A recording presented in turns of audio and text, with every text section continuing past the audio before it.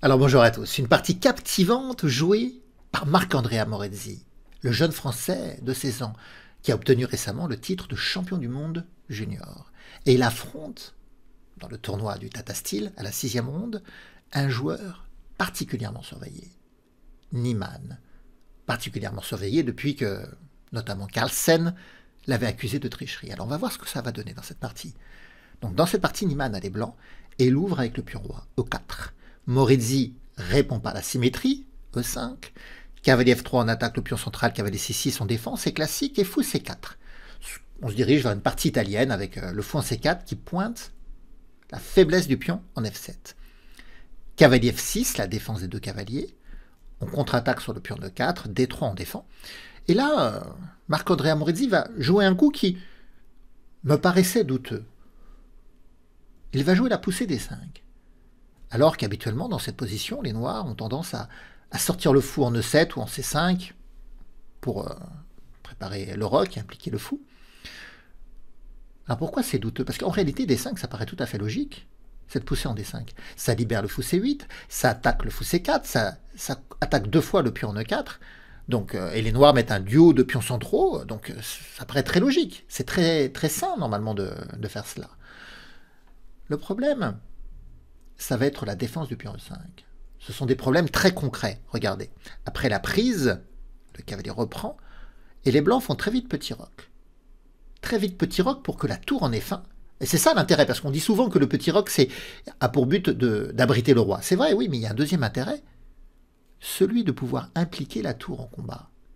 Et là, les blancs font petit roc, pas nécessairement pour abriter leur roi, qui n'était pas menacé, mais pour activer la tour. L'idée, c'est de très vite mettre la tour sur la colonne A, pour attaquer deux fois le pion de 5, avec, en ligne de mire, le roi noir qui traîne au centre.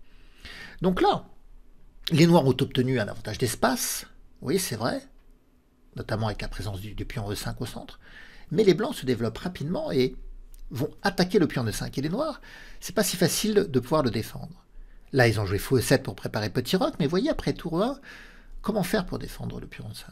On ne va pas rebouger le fou en D6, d'autant que ça masquerait la défense de la dame sur le cavalier, donc ça perdrait le cavalier.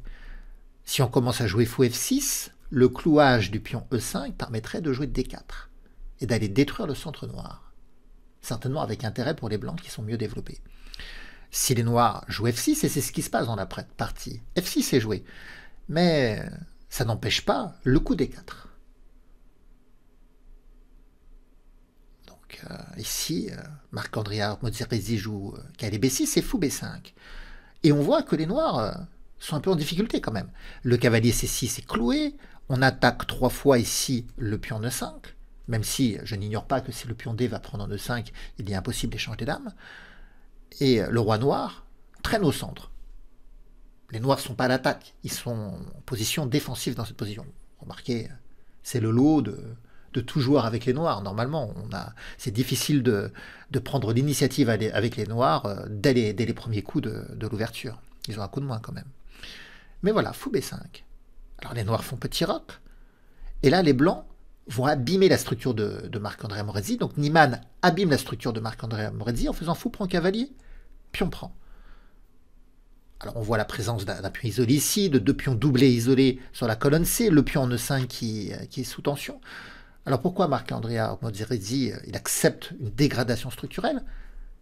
Pour essayer de bénéficier de la paire de fous. Et d'ailleurs, du fou de case blanche qui fait défaut aux blancs. Et c'est pour ça que Niemann joue immédiatement H3, pour empêcher un coup comme fou G4, parce que s'il prenait en E5, peut-être redoutait-il l'échange des dames, suivi du coup fou G4 avec le clouage. Donc il va jouer ici H3. Bon, Marc-Andrea Morezzi joue tour E8, et Marc-Andrea Morezzi accepte la perte du pion en E5. Mais il le fait à dessein. Regardez, sur la prise en E5, maintenant il y a l'échange des dames, reprise en E5, cavalier prend E5, en plus ça attaque C6, mais là, fou F6. Alors Marc-Andrea Morezzi, pourquoi il a donné un pion? Il a donné un pion pour ouvrir la position, pour qu'il n'y ait aucun blocage, parce que la paire de fous, c'est efficace, particulièrement efficace dans les positions ouvertes, parce que les fous vont avoir de grandes diagonales et vont rayonner. Vous savez, une tour, ça peut contrôler jusqu'à 14 cases. Un fou peut en contrôler jusqu'à 13. Alors, problème du fou, c'est qu'il va contrôler qu'une seule couleur. Mais la paire de fous, c'est 26 cases, contre un contrôle maximum des deux tours de 28. Donc quand la position est ouverte, il y a rarement de mauvais fous. En réalité, les deux fous peuvent s'exprimer. Et donc le contrôle des cases de la paire de fous, ça donne une plus-value aux joueurs qui possèdent la paire de fous. Et c'est pour ça que Marc-André Amorezi accepte la paire du pion pour ouvrir la position et maintenant essayer justement de se saisir de l'initiative avec la paire de fous. Mais qu'en est-il du pion C6? Parce que les noirs ont donné un pion, mais en réalité ils en donnent un deuxième. Alors, il peut être un peu hasardeux, appétueux pour les blancs d'aller prendre le pion C6. Là, ils vont pousser le bouchon un peu trop loin peut-être. Sur cavalier prend C6, alors qu'est-ce que peuvent faire les noirs? Ils ont plusieurs coups, mais on a envie de jouer fou B7 quand même. Donc certes, on a deux pions de moins, mais la paire de fous est bien placée sur les plus grandes diagonales, la plus grande diagonale noire, la plus grande diagonale blanche, les tours sont en liaison prêts à combattre, le cavalier est développé, alors que les pièces blanches demeurent encore sur la première rangée, et le cavalier est attaqué. Qu'est-ce qu'il peut faire ce cavalier? Il faut qu'il cherche ses cases. Par exemple, cavalier A5, qui attaque le fou, eh bien, les noirs pourraient jouer par exemple fou E4 en attaquant C2. Et vous voyez, vous avez la paire de fous qui braque en direction de l'aile dame, la tour qui va pouvoir aussi s'appliquer au combat, le cavalier qui pourra aussi s'approcher pour attaquer, et peut-être tout simplement que les blancs vont pas arriver à achever leur développement. En tout cas, ils n'y arriveront pas sans rendre du matériel. Et sur fou B7, si le cavalier ne va pas en A5, mais qu'il va par exemple en D4, alors là, c'est la catastrophe.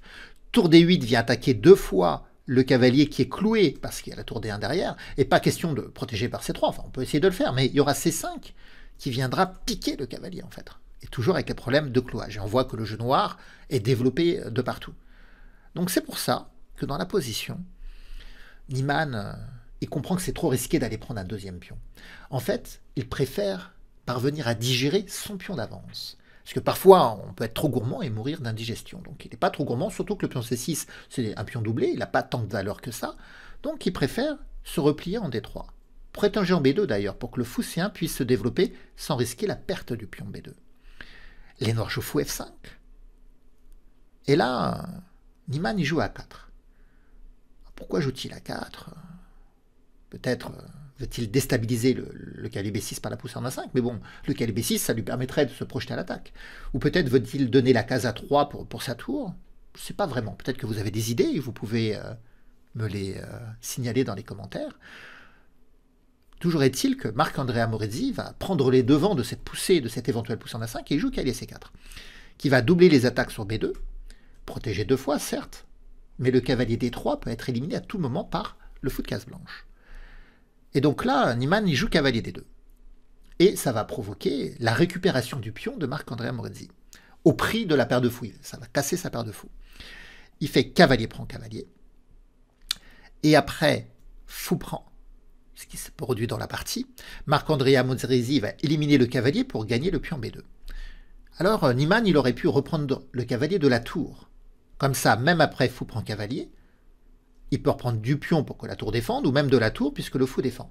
Mais dans les deux cas, le coup de tour 1 échec gênait Niemann. Il ne voulait pas voir cette tour débarquer dans son camp, ce qui paralysait peut-être un peu sa position, qui le déstabilisait. Donc finalement, ici, il reprend du fou et il préfère rendre le pion pour achever son développement et casser la paire de fous de Marc-André Amorezi. Donc fou prend, pion prend, fou prend B2, tour B1. Et l'idée de Niemann, c'est de dire, bon, ok, j'ai pas de pion de plus, mais j'ai une meilleure structure de pion.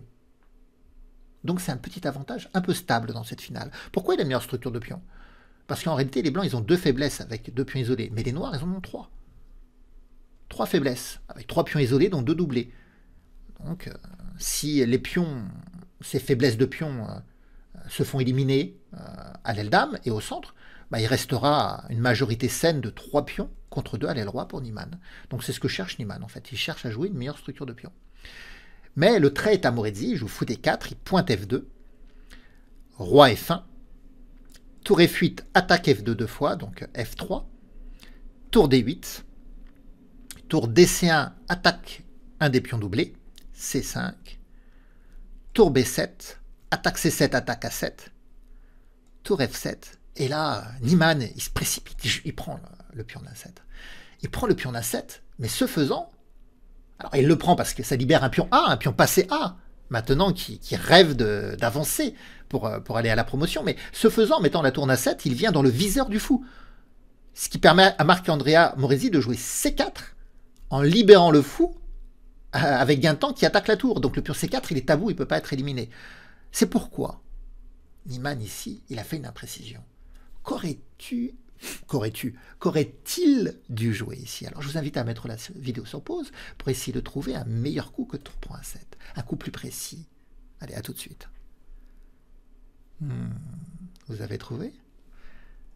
L'idée, c'est de prendre en A7, bien sûr, pour obtenir un pion passé à 4. Mais il faut bloquer cette possibilité de jouer C4. Et donc, le meilleur coup aurait été de jouer tour C4. Fixe la faiblesse du pion C5. Alors, c'est vrai que les noirs ont le temps de protéger A7, par exemple, par tour A8. Mais là, les blancs peuvent jouer fou C3, essayer de retirer le fou pour ensuite attaquer C5. Et si le fou va en E3 pour éviter cet échange, fou E5. Et on voit que c'est Niemann qui est à l'attaque. Le pion C7 attaqué 2 fois. Le pion C5 attaqué, même si le fou défend. Le pion A7 attaqué, même si la tour défend. Mais on voit que les pièces blanches sont toutes à l'attaque, alors que les pièces noires sont toutes rivées à la défense. Donc, c'était tour C4. Mais tour prend A7 a été joué, donc Marc-Andrea Moresi, il laisse pas passer sa chance. Hein. On lui fait pas 2 fois. On lui laisse... Donc il joue C4. Il libère donc le fou. La tour se décale, et le pion vient en D3. Et d'un seul coup... Marc-Andrea Moresi bénéficie d'un pion passé en D3, certes bloqué par la présence du fou D2, mais bon, il est quand même passé. Et le pion C pourrait décider d'avancer pour se joindre au pion D. Alors, c'est Niemann qui avance son pion A, donc là, on va avoir une lutte de pions passés dans cette finale, c'est passionnant. Donc A5, tour E7, pour essayer de rentrer en E2, essayer de débloquer la situation, mais tour 1, tour D7, tour B3, attaque D3. Fou A7, le fou bloque le pion A5 et libère les 2 tours. Tour B7, attaque le fou qui revient en D4. Tour EB1, donc ça libère en fait la case E1. Parce qu'on voit souvent quand une tour ou une pièce se déplace, on cherche toujours à regarder quels sont les rôles offensifs de la pièce qui se déplace, mais ça peut être aussi une libération de case. C'est pour que le roi puisse passer en E1 et peut-être en D1. Les noirs activent leur roi en F7. Tour B3, on attaque D3, C5, C5. Bien joué de Marc-Andrea Moresi. Il laisse son pion D3. Alors les blancs ne peuvent pas le prendre avec la tour immédiatement parce qu'ils perdraient leur tour en B7. Mais on pourrait se dire que Niemann pourrait échanger les tours et ensuite prendre le pion D3. Mais C4 arrive, attaque la tour qui doit se décaler. Fou B2 attaque la tour, attaque le fou. Donc vous voyez, c'est très concret, c'est très tactique. Donc les blancs, s'ils ne veulent pas perdre du matériel, qu'est-ce qu'ils peuvent faire? C'est compliqué, ils sont obligés de perdre du matériel, les blancs, en fait. Et même s'ils jouent tour A2, tour prend D2, A6, Niemann, il peut avoir encore l'espoir de faire dame, mais C3, les noirs vont dire dame avant. Parce que sur A7, C2, et si enfin non, pas dame avant, parce que les blancs peuvent faire dame avant, mais le problème, c'est que la dame des noirs, elle arrive sur mat, en fait. Donc dans cette position, la poussée C5, en laissant le pion D3, c'est très bien joué. Alors Niemann, il n'y touche pas, et il joue A6. Il évolue. C4, et maintenant, Marc-Andrea Moresi, il connecte ses pions passés liés. Donc, tour prend D7, échec. Tour prend. Tour B7. Roi E6. Et là, une faute de Niemann. Il aurait dû jouer fou C3 pour essayer de dévier le fou noir du contrôle de la case A7. Parce que si Marc-Andrea Moresi il prend C3, maintenant les blancs peuvent échanger les tours et gagner avec la poussée du pion A7 qui va faire promotion. Sur D2, on est capable de jouer roi E2 et d'arrêter bien sûr le pion. Donc c'est ce qu'il aurait dû jouer fou C3. Alors, Marc-Andrea Moresi, il n'aurait pas pris. Hein. Il n'est pas né de la dernière pluie, alors il aurait certainement joué fou E3.